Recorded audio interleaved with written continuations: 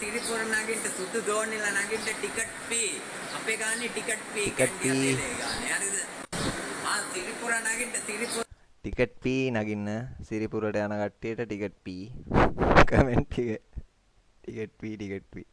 වා තමා මගේ ක්‍රෂ් එක අම්බෝ ඉතින් කවුද මේ ඔන්න කැන්ඩි වල ක්‍රෂ් එක ඉතින් උඹව ක්‍රෂ් එකක් කරගෙන නැහැ මේ වන වගේද ඔයෝ උඹ මේ අපේ ටවුන් එකේනේ ඇවිත් තියෙන්නේ දැන්ද දැක්කේ බං ඉතින් ගිහිල්ලා හම්බෙන්න බෑනේ තාත්තට සල්ලි දීලා අරන්ද තියෙන්නේ ටවුන් එක ඔබ කොහෙද දෙයියත්ත කණ්ඩි ඈ